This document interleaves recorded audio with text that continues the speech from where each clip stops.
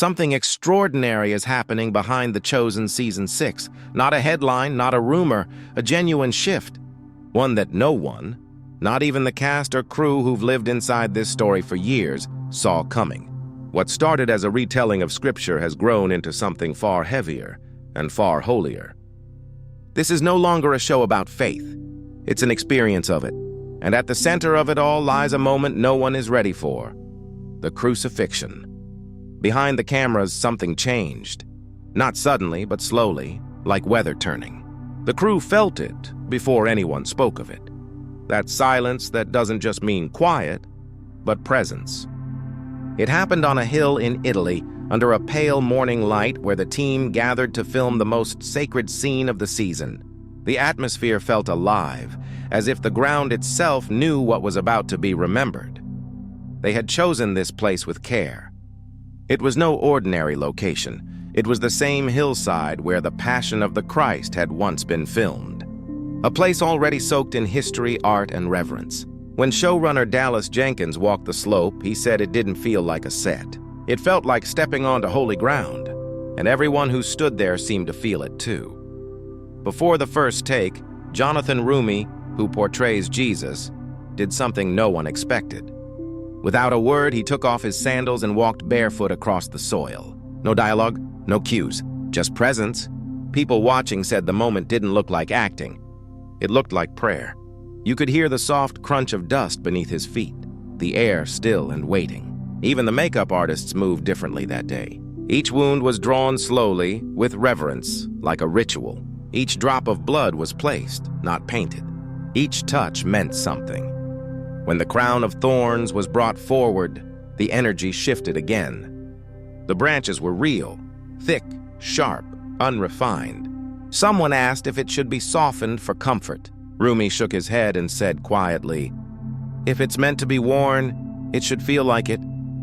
When the crown pressed down, the set went silent. One extra, a Roman soldier, fell to his knees whispering, "Forgive me."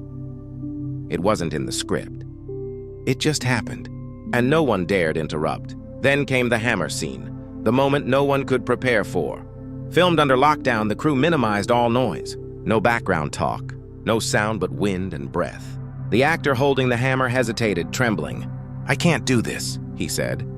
Jenkins placed a hand on his shoulder and replied, "That's why it has to be you." The hammer rose. The hammer fell. And in that instant, the sound of wood and steel carried across the hillside like a heartbeat. No one called cut, not immediately. The stillness that followed was heavier than any word could hold. Some crew members cried. Some stood frozen, eyes wide, unsure whether to move. Roumie stayed on the cross long after the camera stopped rolling, trembling but silent. Someone whispered, "It doesn't look like acting anymore." What happened that day wasn't just a scene being filmed, it was something closer to a sacred reenactment. Yet this isn't the end. The crucifixion is only half the story.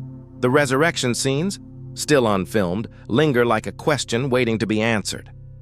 Jenkins has called this part of the project the most sacred challenge of his career. Not the most ambitious, not the hardest technically, the most sacred.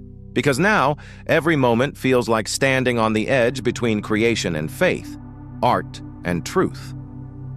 Insiders describe the upcoming scenes as something that might redefine how spirituality and cinema meet. For years, filmmakers have tried to capture faith, but this production feels as if faith is the one capturing them. Authenticity is no longer the goal. Experiences. The aim isn't to convince the audience of anything. It's to let them feel something ancient and real. You can hear that intent in the stories from the set. The silence before each shot. The trembling hands of a man holding a hammer. The way the makeup artist whispered prayers as she painted wounds. These are not publicity stories. They're the quiet details people tell afterward, unsure if they've witnessed performance or devotion. Even those behind the camera say they felt something shift. Crew members describe moments when no one wanted to speak, not out of professionalism, but reverence. The space itself demanded stillness. The dirt beneath their feet, the sky above, the air that seemed to pause. Everything felt aware. One person said it best. It felt like we weren't filming a story. It felt like the story was filming us. There's a reason this season feels different. The Chosen has always been about bringing sacred moments to life, but Season 6 carries a new weight. The kind that doesn't just rest on the shoulders of actors, but seeps into the hearts of those watching. Because pain this profound cannot be faked, and faith this deep cannot be scripted. Behind every take lies a kind of surrender, to emotion, to reverence, to truth. The props are symbols, the gestures are prayers, the silence is its own language.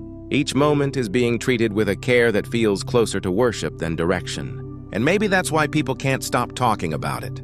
Because somewhere in that sacred silence, something honest is happening. Something that blurs the line between storytelling and testimony. If you've followed The Chosen since the beginning, you know its strength has always been intimacy. The show doesn't shout its message. It lets it unfold quietly through glances and pauses and human hands. But now, with Season 6, that intimacy has deepened. It's as if the story itself has grown older, more aware of what it's carrying. Dallas Jenkins has said that directing these scenes felt less like control and more like participation. "You don't tell this story," he said once. "You listen to it." And that's exactly what seems to be happening. A team listening to something bigger than themselves. They aren't trying to perfect the pain. They're trying to understand it. So much of what has been described sounds simple. A barefoot walk, a heavy silence, a line spoken softly instead of loudly. But that's the point. It's the simplicity that's haunting. The same simplicity that made the original story timeless. No spectacle, no exaggeration, just human hearts standing in the shadow of something eternal. The resurrection will soon follow. The light after the darkness. But no one expects that to be easier. The team knows the challenge isn't to make it grand, it's to make it real. How do you show the moment when loss turns to life? How do you make an audience not just see it, but feel it? These are the questions waiting for them on set, and those questions are shaping everything. People often say that great art imitates life, but here it feels reversed. Life itself seems to be imitating the story. The people behind the camera are no longer just storytellers. They are witnesses. Every heartbeat, every pause, every whispered prayer belongs not just to the show, but to something beyond it. This is what makes Season 6 so powerful. It isn't trying to entertain. It's trying to reveal. The pain, the mercy, the stillness, they are all pieces of a truth too vast to package neatly in a frame. And when you realize that, you begin to see why everyone involved is treating it as more than a production. It has become a shared act of devotion. Something extraordinary is happening behind The Chosen Season 6. It's not about fame or numbers. It's about the courage to walk barefoot through sacred ground and let the story change you. Because when the cross finally falls silent, what follows will not be an ending. It will be a beginning, one that reminds everyone watching why this story still matters. And perhaps that is the greatest miracle of all.